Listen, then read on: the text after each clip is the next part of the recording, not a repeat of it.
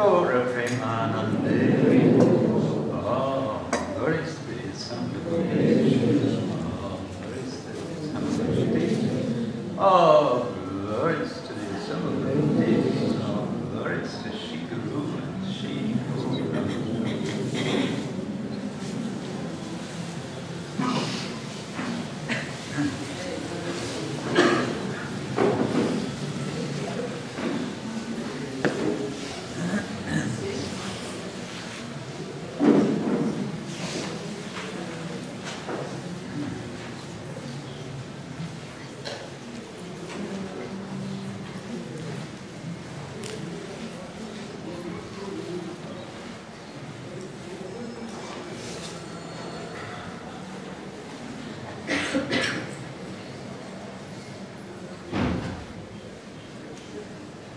Om Krishna Padaya Krishna Prasthaya Bhutale Srimate Bhaktivedanta Swami Tina Namaste Saraswati Devi Gauravani Pracharine Vishesha Shunyavadi Vancha Kalpatarubhyascha Vivasindhu Yurayascha Padmana Amaneyo Vaishraveyo Namo.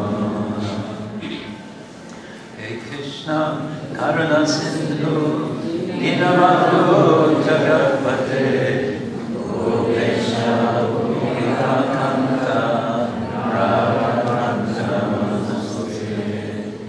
Kanta Kanchana Rorangi Radhe Vrindavaneshwari Vrishabhanusudevi Pranamami Haripriye. Jaya Shri Krishna Chaitanya Prabhu Nityananda Shri Advaita Gadadhar Srivasadi Gaura Bhaktivinoda. Hare Krishna Krishna Krishna Hare Hare Hare Rama Rama Rama Hare Hare. Om Namo Bhagavate Vasudevaya. Om Namo Bhagavate Vasudevaya. Om Namo Bhagavate Vasudevaya. Om Namo Bhagavate Vasudevaya. Om Namo Bhagavate Vasudevaya. Om Namo Bhagavate Vasudevaya. Narayanam Namaskritya Nadam Charananottamam Devim Saraswatim Vyasam Tato Jayamudiraye Nasta Prayesha Vavadreshu Nityam Bhagavata Sevaya Bhagavati Uttama Shloke Bhaktir Bhavati Naistiki. Good morning. Not a good morning? Good morning.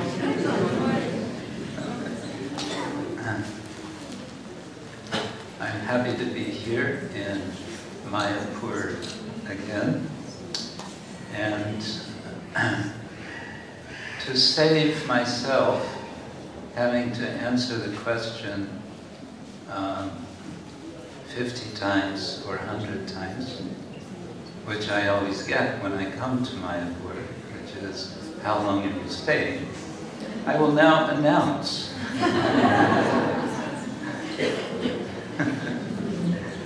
that I'm staying through the 17th of this month, Krishna willing, and I'll be returning on the 25th of February up to the 15th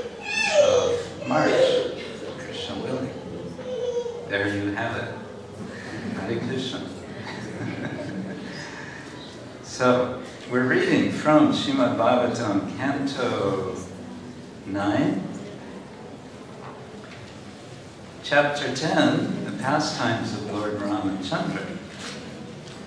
And we're reading verse number 16, which is spoken by Shukadev Goswami, Maharaj Parikshit.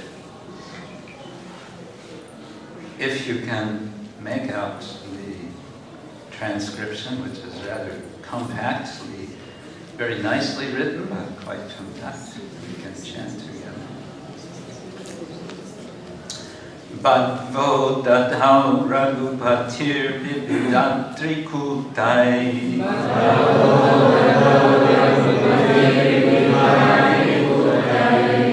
Bhagavo dadhau raghupatir vividatri kutai.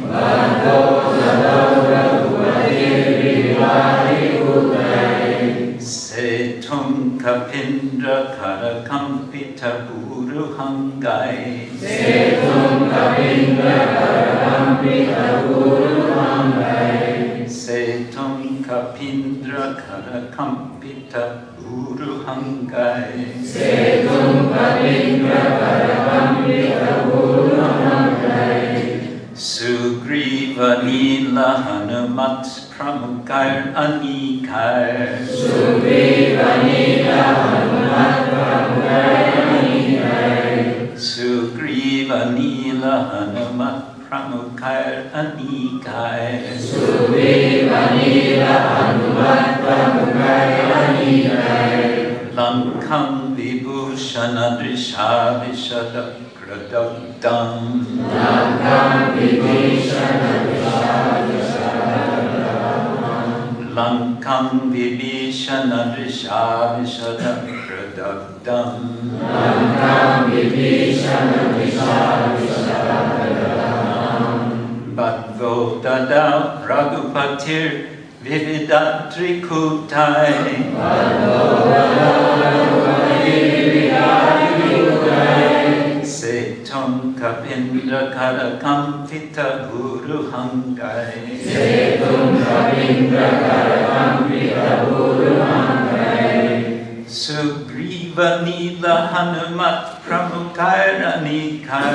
Sugriva nila hanumat pramukar anikar. Lankam vibhishana drisha vishada pradagdam. Lankam vibhishana drisha vishada pradagdam. Bhagavo dadhau raghupatir vividatri kutai. Bhagavo dadhau raghupatir vividatri kutai. Setum kapindra karakampita buruhangai. Setum kapindra karakampita buruhangai. Sugriva nila hanumat pramukar anikai. Sugriva nila hanumat pramukar anikar. Lankam vibhishana drisha vishada. Bhagavo dadhau raghupatir vividatri kutai. Bhagavo dadhau raghupatir vividatri kutai. Setum kapindra karakampita buruhangai. Setum kapindra karakampita buruhangai. Sugriva nila hanumat pramukar anikai. Sugriva nila hanumat pramukar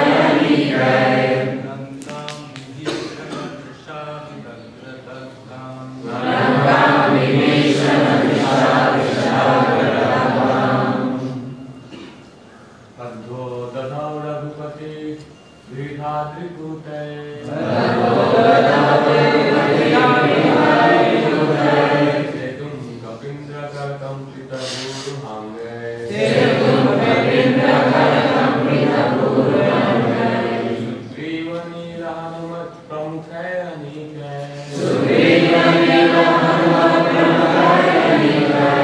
Lankam vibhishana drisha vishada pradagdam. Lankam vibhishana drisha vishada pradagdam. Bhagavo dadhau raghupatir vividatri kutai. Bhagavo dadhau raghupatir vividatri kutai. Setum kapindra karakampita buruhangai. Setum kapindra karakampita buruhangai. Sugriva nila hanumat pramukar anikar. Sugriva nila hanumat pramukar anikar. Lankam vibhishana drisha vishada pradagdam. Lankam vibhishana drisha vishada pradagdam.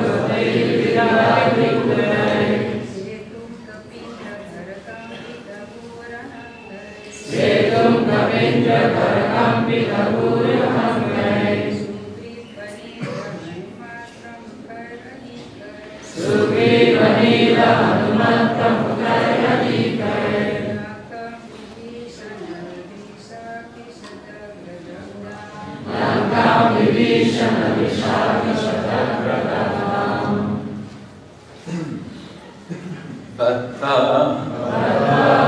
after constructing Udadao in the water of the ocean, Raghupati, Lord Ramachandra,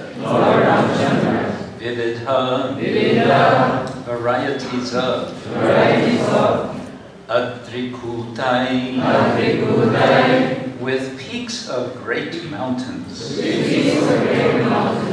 Setum, a bridge, Kapi Indra, of powerful monkeys, Karakampita, moved by the great hands, Buruha Angai, with the trees and plants, Sugriva, Nila,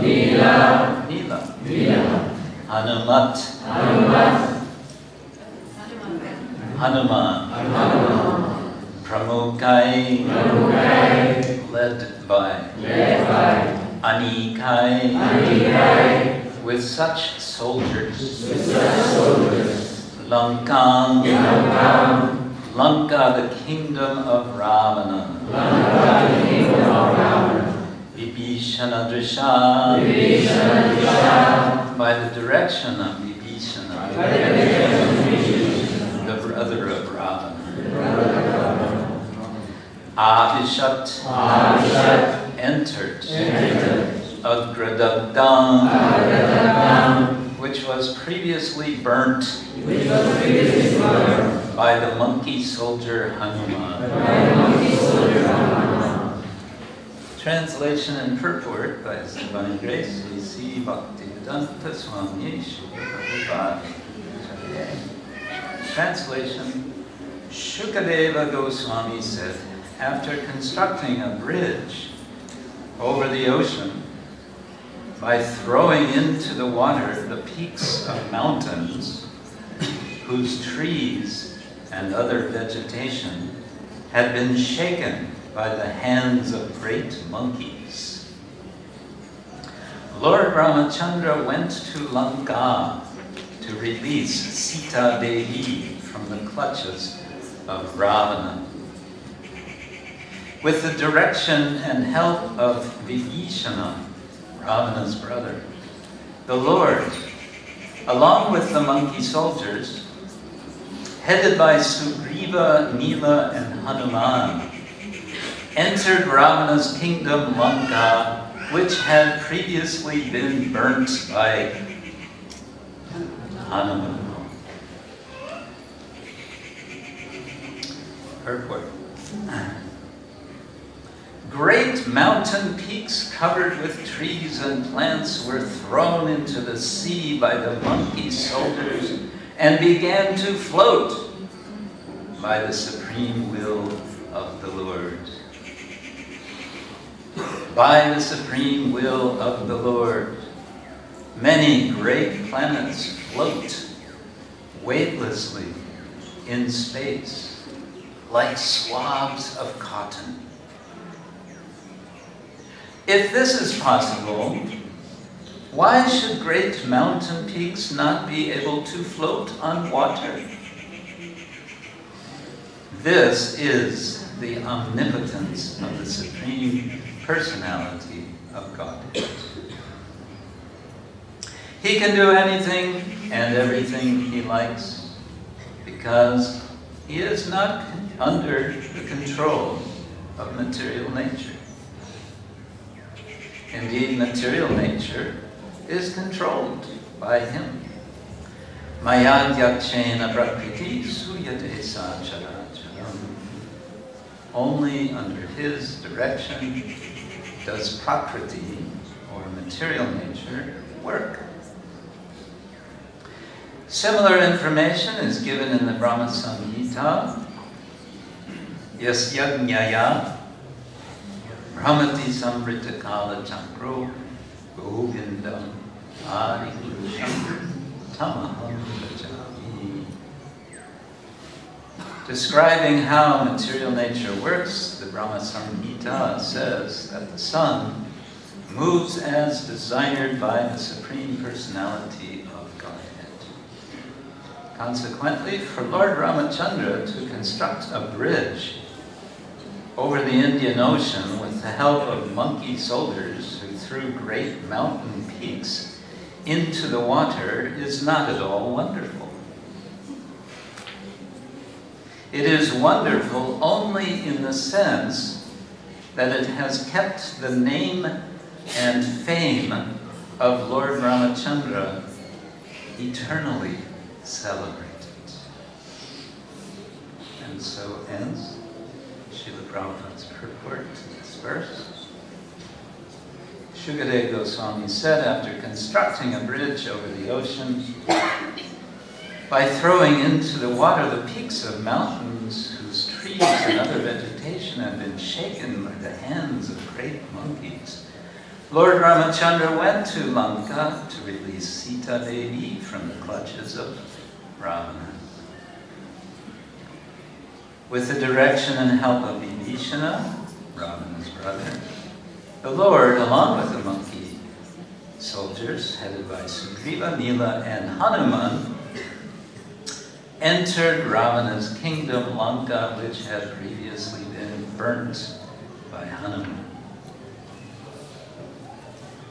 There's a lot packed into this one verse, as with all the verses of this chapter, because Shukadeva Goswami wants to summarize Rama and Leela, as he says to Maharaj Parikshit in the beginning of this narration. He said, you already know this. You're already familiar. So I'm just going to give you a summary. As a kind of reminder, one might say. At the same time, in his summary, he's being selective. If you're summarizing, you can't tell everything, so what are you going to tell? You have to be selective. So Shukadeva is being selective in what he tells. He's emphasizing certain things and putting aside other things. Sometimes the pastimes of the Lord are contracted, and sometimes they're expanded, and sometimes they're expanded more, and they keep expanding. And after all, the pastimes of the Lord are, what do we say, unlimited, which one understanding of this is they're going on as we speak, they're expanding as we speak, and indeed they're expanding in a sense through the discussions of the devotees. And the Bhagavatam is, of course, simultaneously an expansion and a contraction of the descriptions of the pastimes of the Lord. The verse starts with the word Bhagava, having, after constructing. The word could also mean bound, having bound. So we can think, if you have two land masses and you connect them with a bridge, you are, in a sense, binding them together. So this is what the Lord is doing, and Raghupati is doing this with help. And this is, I would say, rather much emphasized in this verse. We get a lot of, in Sanskrit grammar, instrumental case. Vividadri kutai, but that's not Well, yeah, that's also the hell. Then we have the hell of mountains, peaks of mountains, Kuta. Then we have Kapindra Karakambita Buruhangai, with the hell, or mountains which have trees and plants which have been shaken by powerful monkeys. That's all part of the first half of the verse. Which mountains, you might ask? It's just an interesting side note that among various versions of the story of Govardhan Hill, one is that Hanuman was bringing Govardhan to be one of the mountains to be this bridge, this setu. And how did it happen that Govardhan ends up where it does, in Braja? Well, by the time he gets to Braja, he's of course carrying the mountain and flying through the air, flying mountains, flying through the air, why not? With flying monkeys, why not? Everything is possible. Hanuman hears the sound of a conch blowing, and he immediately understands this conch blowing is a signal that sufficient mountains have been gathered. The bridge is complete. No more need for any more mountains. Hanuman thinking, what's the point to bring Govardhan further?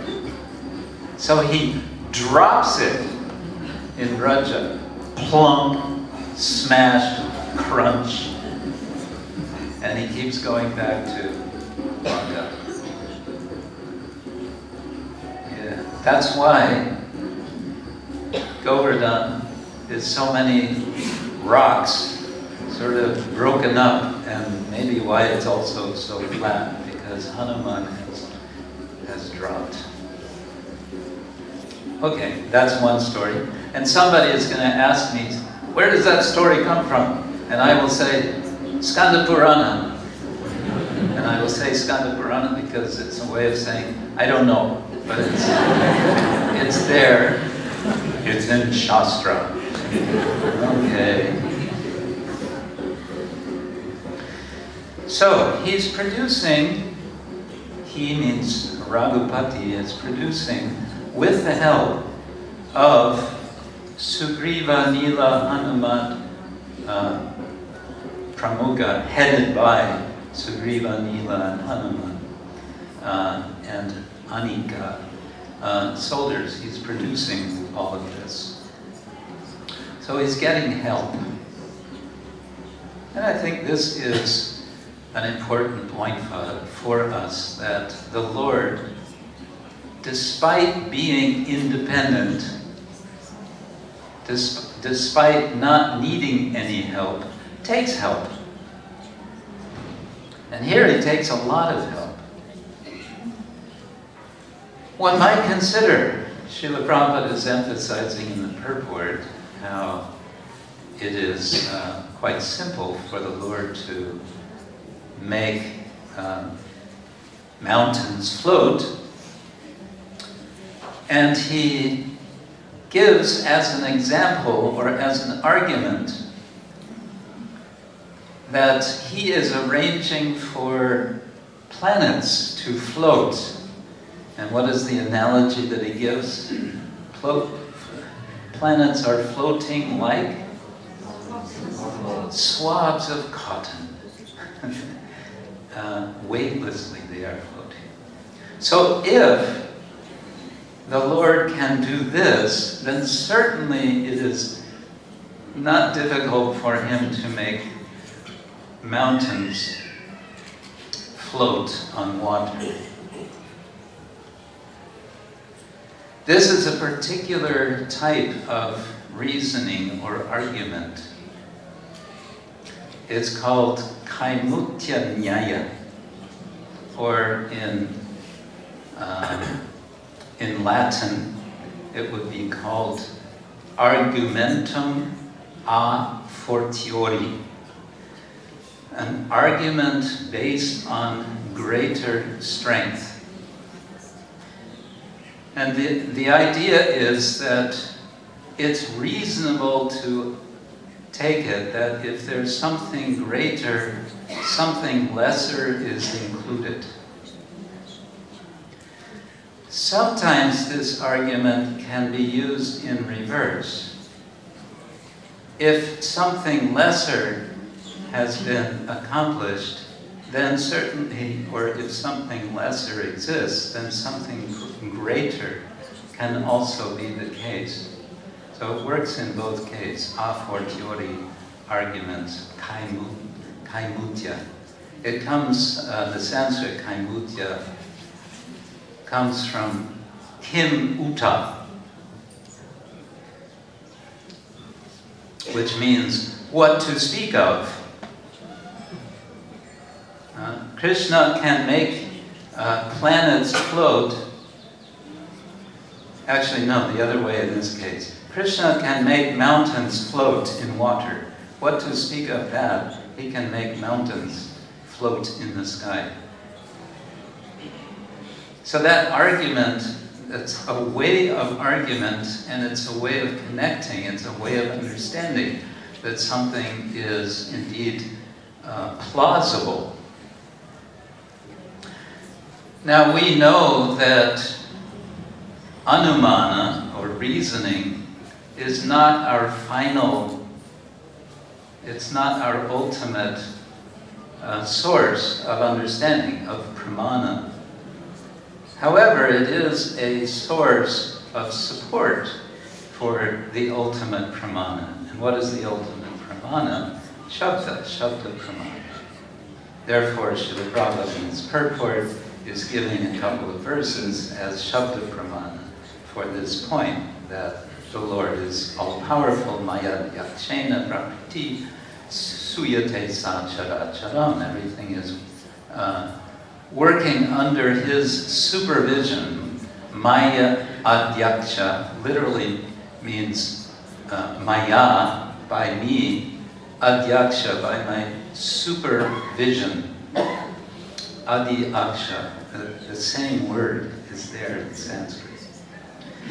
So, to support that, or to give us help in accepting how everything is under the control of the Lord, we get this kaimutya nyaya, or a fortiori argument. And what struck me about this argument is that we also use it in our own cases for ourselves. The Lord, of course, is capable of doing these things, and we say, yes, of course, He can do these things, because He's the Lord, He is Supreme Controller. And one might even ask, since Lord Ramachandra is the Supreme Controller, and He's all-powerful, why did He go to all this trouble to make this setu, when, if Ravana could fly through the air with his chariot drawn by mules, was it? By donkeys or something. Then certainly the Lord could also fly through the air with his army of monkeys. Why not? Why would He not do that? Well, there's a reason why He's not doing that. And what is that? He is acting as a human being. His position in this Leela, He has to keep to that role of being human. And so in that role, He's not just going to jump and fly over to Lanka. Monkeys maybe can do it. Super monkeys. Hanuman can do that. But not Ramachandra, and not only that, he wants to engage his devotees, his monkey bhaktas. His monkey bhaktas are very enthusiastic, and they prove themselves capable to make this bridge. And when they are successful completing the bridge, then, as the verse says, the Lord, with the direction, Vibhishana Drisha, of Vibhishana, the brother of Ravana, is going to enter into Lanka. Which Lanka? That Lanka which is Agradagdam, which has been previously burned. The Bhagavatam, as you may have noticed, is poetry for the most part. There are also prose verses in some parts of the 5th canto and other parts. But that prose is also very poetic. But this is poetry at its best. And what does Sanskrit poetry do? How does it work? Well, one important element of poetry is what's called dhvani, suggestion. Agradagdam, previously burned. What does that suggest to you about what's going to happen?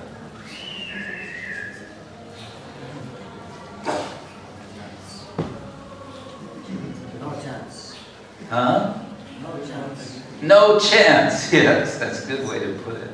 No chance for Ravana, because it's already been burned. The job is already done. And so we, as we listen, as we hear, of course we know, as Shukadeva Goswami says to Maharaj Parikshit, you already know what happens. So we already know what happens, and yet we have some kind of anticipation what's going to happen. This was the case some decades ago. Here in India, there was a broadcast of the Ramayana in a television series that went over a one-year period. And it was broadcast, I believe, every Sunday morning. And the report was that the whole country shut down during that 1 hour because everyone was watching.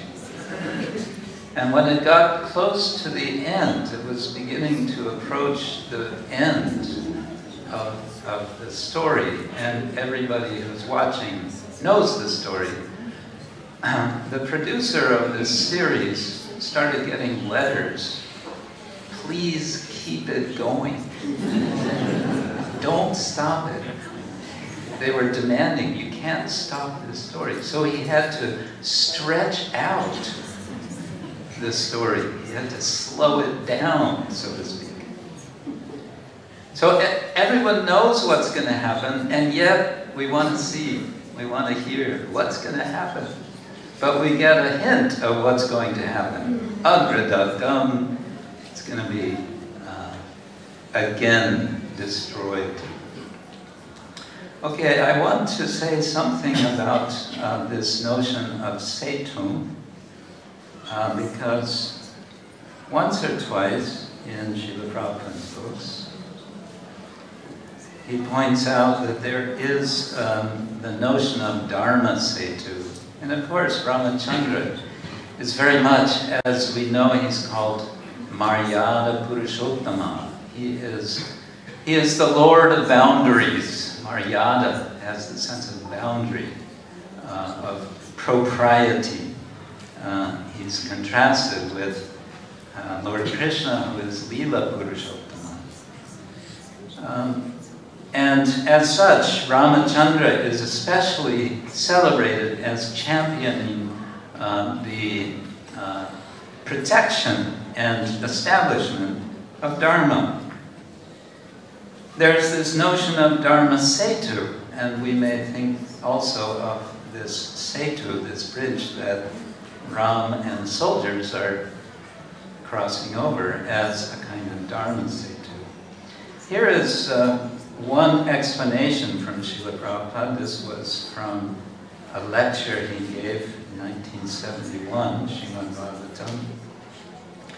Prabhupada says, really, originally, the regulator of religious principles is the Supreme Personality of Godhead. Therefore, Krishna is sometimes addressed as Dharma Setu. Setu means bridge. We have to cross over. The whole plan is that we have to cross over the ocean of nescience in which we are now fallen. The material existence means it is ocean of ignorance and nescience. And one has to cross over it. Then he gets his real life. Elsewhere, Srila Prabhupada, in a word-for-word, translates Dharma Setu as protector of Dharma. The word Setu means bridge, but it also means, when you look out in the remaining rice fields of Mayapur, I say remaining, there used to be so many more rice fields around here, but now there's so much more construction. The earth that divides one rice field from another is a setu. It is holding in the water and it is keeping out something from the other side. That is setu. So Dharma Setu could also be understood in this way. It's like protecting, keeping something which is not desired from coming in. But if we go back to the idea of Dharma Setu as the bridge of Dharma, I find this interesting in relation to our many discussions about preaching. We know that our society is a preaching mission, and we are constantly reflecting on what are the most effective ways of preaching, and so on. And in recent years, there has come an expression. To my knowledge, Srila Prabhupada did not use this expression, but it came up, to my knowledge, initially through some books that were produced either by the BBT or by others, and the term came up, bridge books, and then came bridge preaching. And then the notion of bridge preaching, like so many things in our society, became something of a controversy. Whether bridge preaching is a good thing or not a good thing, whether it's whether it means indirect, and if it's so indirect, is it even preaching or what? So a few months ago, I was invited to give a presentation at the European Leaders Meeting in Hungary, where one of the topics was bridge preaching. So they asked me, they put me on the hot seat to say something on the subject. So I gave a presentation in which I quoted what I just read, and I also quoted this from Srila Prabhupada. This is from a letter to Siddheshwara Krishna Kanti, 1972. Srila Prabhupada said, "We should not compromise in any way just to accommodate the public idea, but we can so tastefully present the real thing that we will change the people to accommodate us. I like this expression especially because it's so inclusive in two different ways. One is there is this concern that if we are doing bridge preaching in the sense of indirect, it becomes more and more indirect to the point of watering down the message and perhaps ending with mission drift.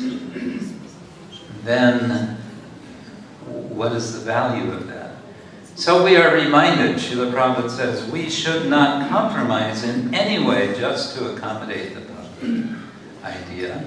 But, and then comes the other side. But we can, I'll put insert my words, we can make a bridge. Namely, we can tastefully present the real thing that we will change the people to accommodate us. So there's bridge building, and what is bridge building? It means, again, badha, making a connection. And finally, on this point, I want to quote my godbrother, Gaura-Keshava Prabhu, who was interviewed to share his memories of His Holiness Bhakti-tirtha Swami, the late Bhakti-tirtha Swami. And I would say he gives kind of a definition of bridge preaching here. He says, he, Bhakti-tirtha Swami, was expert at what we call bridge preaching. That is, and now he's giving like a definition. He was able to help people outside the Krishna conscious tradition work their way in.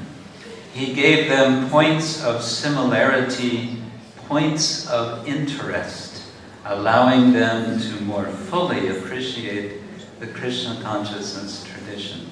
The results speak for themselves. We now see him being appreciated all over the world. So the Dharma Setu, what I want to suggest, and what I suggested in my presentation in Hungary, is that all good preaching is bridge preaching. In the sense that we're making a connection, an effective connection that makes it possible for ourselves to connect, and by that connect people to the Lord, and by that connecting to the message of the Lord, the Dharma message that the Lord brings when He comes, every time that He comes. So these are some thoughts. I will stop there, except to say one more comment, which I meant to bring the quote so I could read it properly, but it slipped my mind. But it comes from Bhaktisiddhanta Thakur. I'll paraphrase. He's saying that the pastimes of the Lord are just that. For the Lord, they are His pastimes, but for the devotees, they are opportunities to serve. That is to say, he's suggesting we participate in the Lord's pastime in service. That is our relation to the Lord's pastime. So in this verse, we see the participation of Sugriva, Nila, Hanuman, all the monkeys. They are serving in the pastime, and this is how they are participating. How do we participate in the Lord's pastimes? Especially by preaching, by making bridges to the world who is as yet disconnected from the Lord. Hare Krishna. Any question, comment, complaint? Mother Lord.Siva. Do we have another microphone?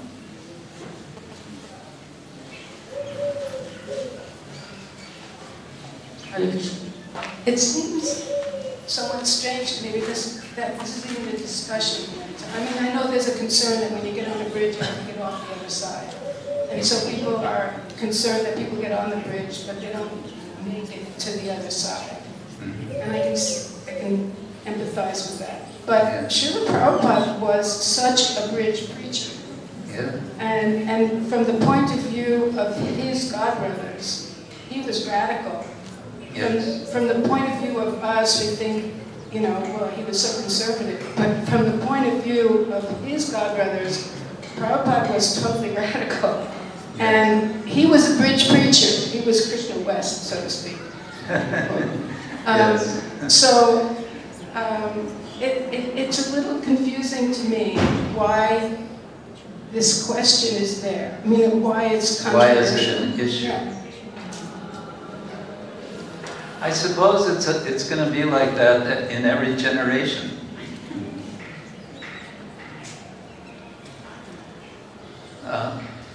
One devotee in Finland, Brigupada Prabhu, did his doctoral dissertation on the subject of Gaudiya Vaishnava Guru tradition. And he researched, part of his research was to interview many Gaudiya Vaishnava gurus in ISKCON, in various Gaudiya mats, and in other Gaudiya Vaishnava traditions. And one of the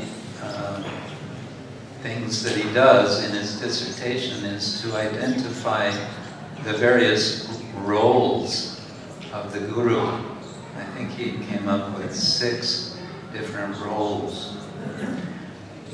And, you know, that's a whole subject and a whole lecture in itself, but he, 2 of them are, he is a preserver of tradition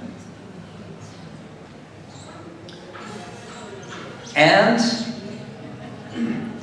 he is an innovator. He doesn't use quite that term, but it's something like, in order to carry the tradition, he is also, he or she has to bring innovation of some, according to circumstances. So both are there, and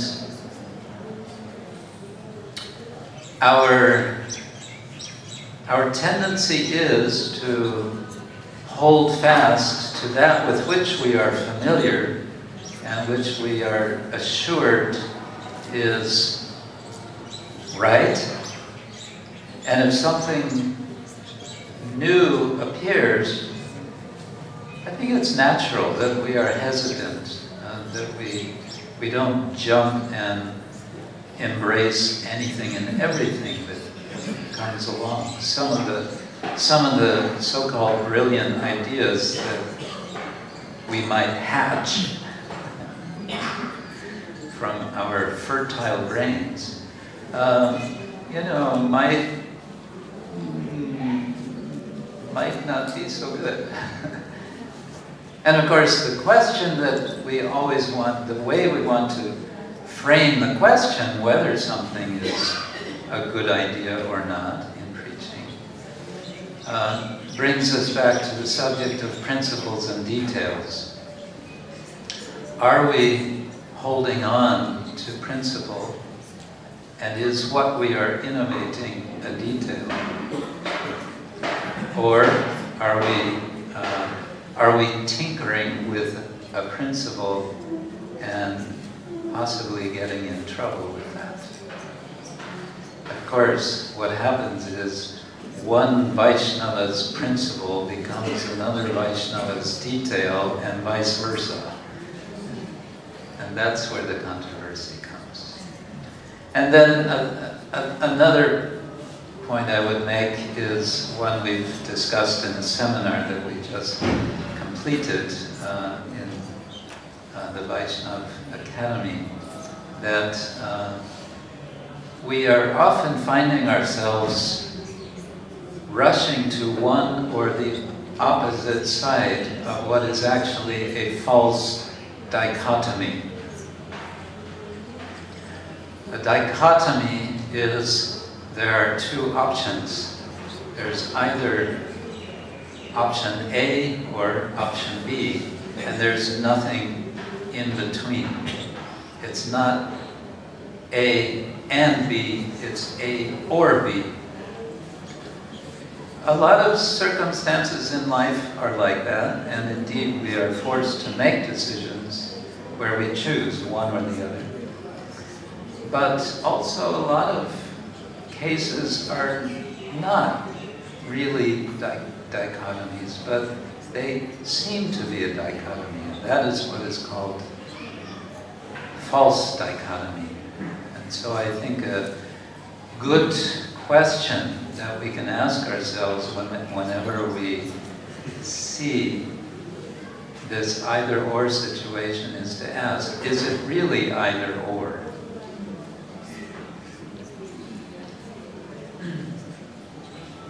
Is that all right? No. Yes. Yes. This idea of polarity, managing polarity, Yeah. Yeah. Yeah. Yes, Nani. Hare Krishna. Hare Krishna. Thank you. In other words, the idea that either a traditionalist approach or a modern, so-called innovative approach are mutually exclusive is a false dichotomy. According to what you just presented, we see that ISKCON is growing all over the world, and there are so many different demographics and people to reach with different methods. Yeah. According to the situation, that bridge should reach them in the manner of bridge building. We should be mindful not to get lost. Right.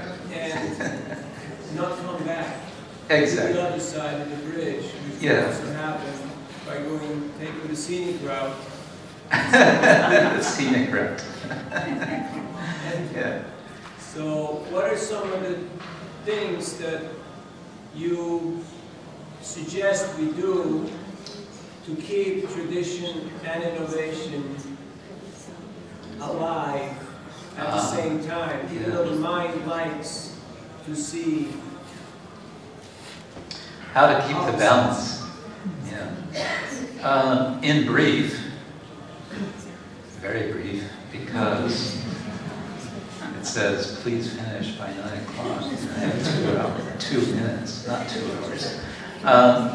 Well, one point that Srila Prabhupada encouraged was, come to Mayapur once a year. Get back in touch with the base, come back to Mayapur. That's one point. Another regarding tradition is, I think there is value in connecting also with the wider tradition. There is a wider tradition. There's ISKCON, but there's also the wider Gaudiya tradition. There's the wider Vaishnava tradition. And yeah, this is one reason I think we sometimes will go on pilgrimage. Devotees like to go to South India and see the big temples because they feel like, yeah, there's so much tradition here and so on. These things they're nice, they're good.